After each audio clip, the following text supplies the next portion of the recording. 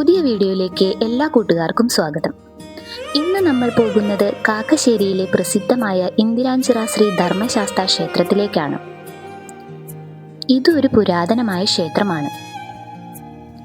വളരെ കാലം പഴക്കം ചെന്ന ക്ഷേത്രങ്ങളിൽ ഒന്നാണിത്. ക്ഷേത്രത്തിന് ചിറയായി 3 ഏക്കറോളം സ്ഥലമുണ്ട്. പകുതി സ്ഥലവും ഇപ്പോൾ പൊതു ആവശ്യത്തിനായാണ് ഉപയോഗിച്ചു വരുന്നത്. ഇന്ദ്രാദി ദേവന്മാർ സ്നാനം ചെയ്തതായി പറയപ്പെടുന്നതിനാലാണ് ഈ ക്ഷേത്രത്തിന് ഇന്ദിരാഞ്ചിറ എന്ന പേര് വന്നത്.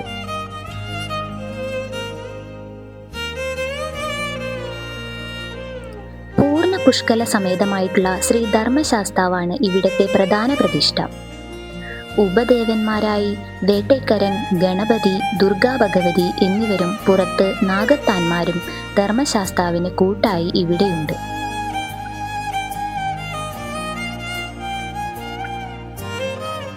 നീരാഞ്ജനം, എള്ളുപായസം, കടുംപായസം, എള്ളുകിഴി എന്നിവയാണ് ഇവിടത്തെ പ്രധാന വഴിപാടുകൾ. മറ്റു വഴിപാടുകളായി ഏഴരശനി, കണ്ടകശനി, അഷ്ടമശനി, ജന്മശനി എന്നിവയ്ക്കുള്ള പരിഹാരാർത്ഥമായി ശനീശ്വര പൂജകളും ഇവിടെ നടത്തിവരുന്നു.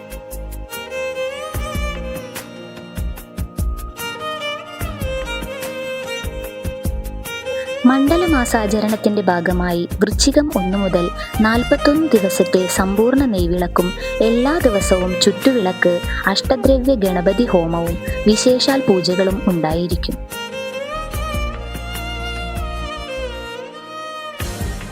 ക്ഷേത്രം ട്രസ്റ്റി താന്ത്രികനായ ശ്രീകുമാരൻ തമ്പുരാന്റെ കാർമ്മികത്വത്തിലാണ് നടത്തപ്പെടുന്നത്.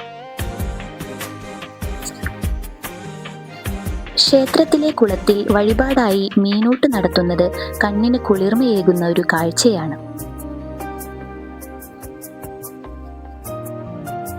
ക്ഷേത്രത്തിന്റെ പ്രവർത്തനങ്ങൾക്കായി നല്ലൊരു കമ്മിറ്റിയും ഇവിടെയുണ്ട്.